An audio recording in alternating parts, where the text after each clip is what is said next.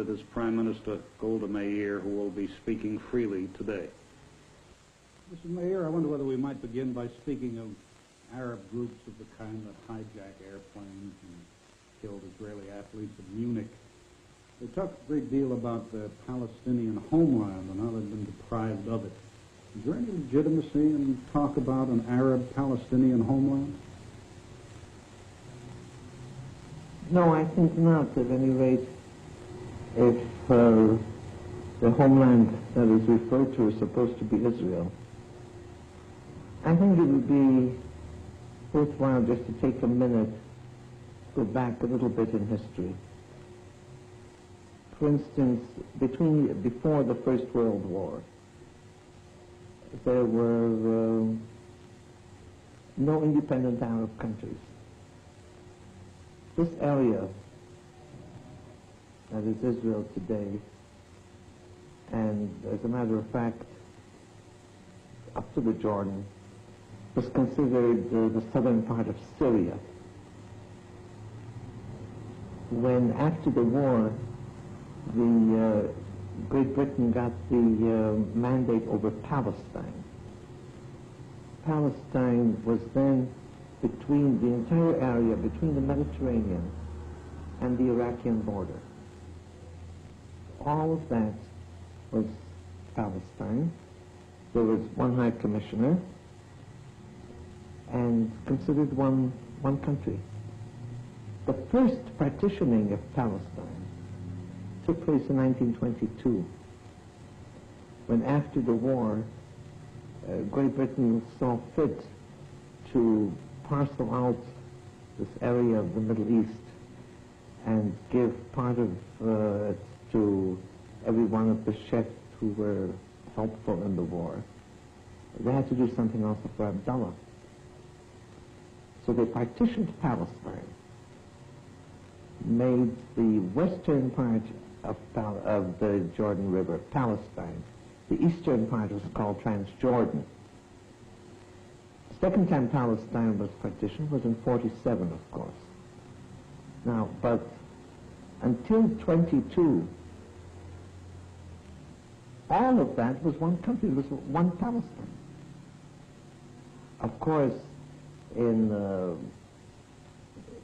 Transjordan, over this Jordan today, there are Bedouins, there are others, but you will not find one single country in this area, an Arab country, that hasn't various groups of Arab people. So to say that there is a Palestinian people as apart from those that are in Jordan, especially, this is not true to fact and not true to history. Now,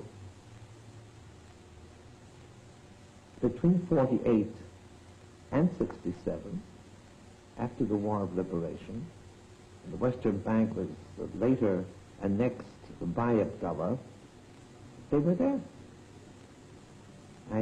They were the majority in Jordan.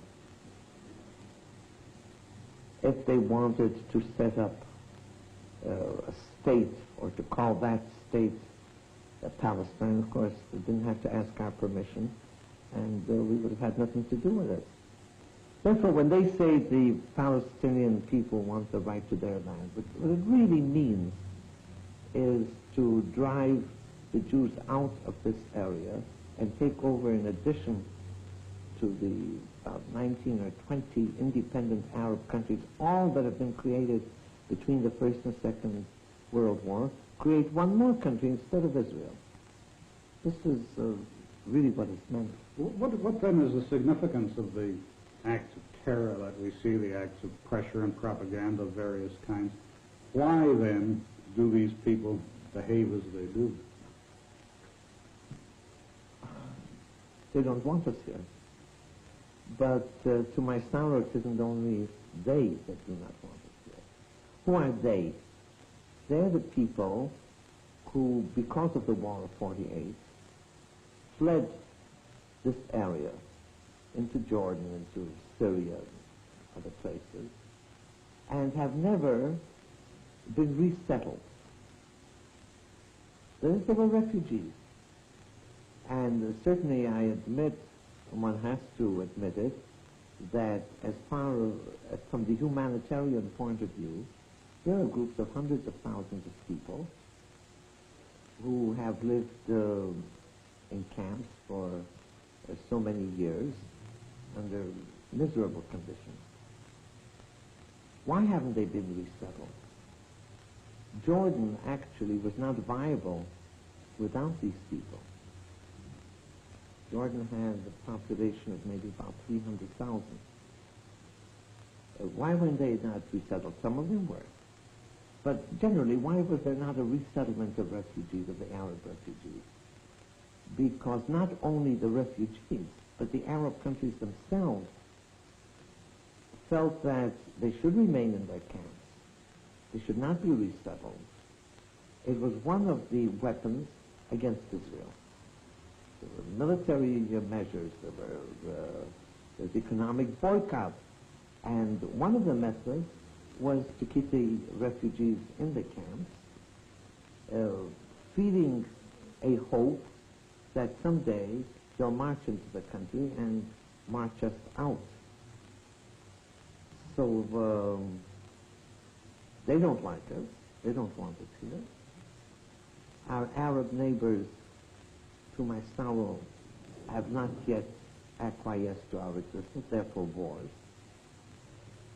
And it's all one problem, really, that the Arabs in this area, in the immediate area, are not prepared to live in peace with us. Mrs. Meir, it appears from what you say that you accept that Palestinians, or whatever you want to call them, refugees, have been made victims one way or another, that they have a legitimate grievance. What can be done to meet their grievance, then? They have become victims through the fact that after the United Nations in 1947 decided on the partitioning of Palestine, mind you, west of the Jordan River, into a Jewish state and an Arab state, we accepted, and the Arab countries did not. And there was war. Can't imagine that there ever was a war without refugees. The difference is, in this case, that the Arab people who fled the area that became Israel afterwards were actually among their own people. For instance, we Jews are a classic nation of refugees. But when we were refugees, we were among strangers with different people who had different religion, spoke a different language, a different culture, entirely different. These people are among their own people. It's the same language, the same religion, the same way of life. The fact that a line was drawn didn't make them any different. And but that they suffered, I accept. The question is, was that necessary? Because during that period, during these years, Israel has absorbed from the Arab countries a much larger number of Jews than the number of Arabs that left this area. Nobody speaks of Iraqi Jewish refugees in Israel, or Syrian Jewish refugees, or Moroccan Jewish refugees. Hundreds and hundreds of thousands of them.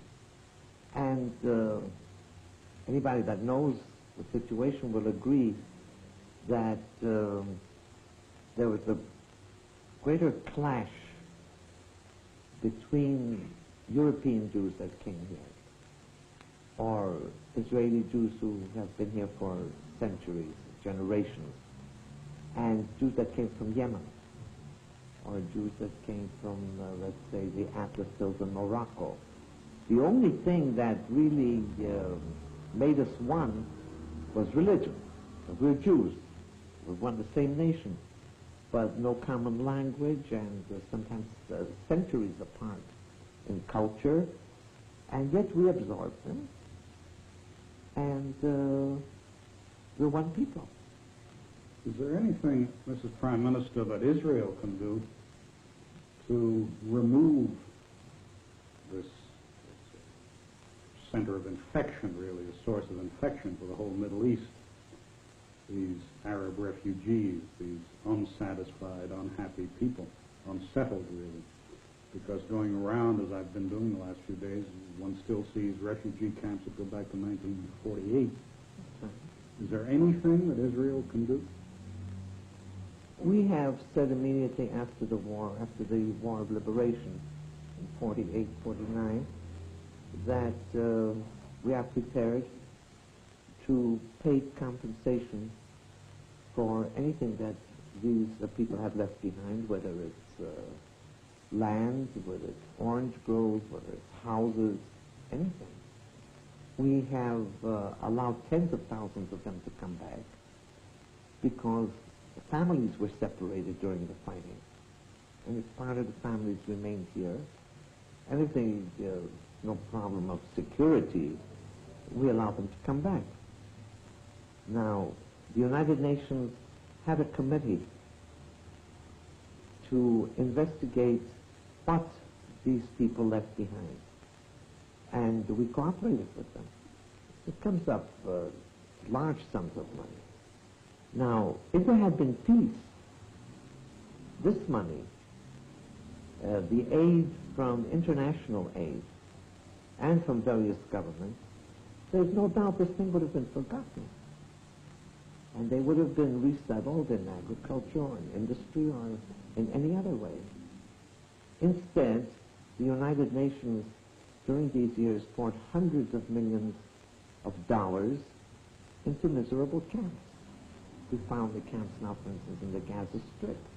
It's unheard of that people should be kept in conditions of that kind. But it was done with this idea, the worse the better. These people must be miserable. They must live in conditions of that kind. They must not resettle and have a home of their own or so on, so that they will be an instrument against Israel.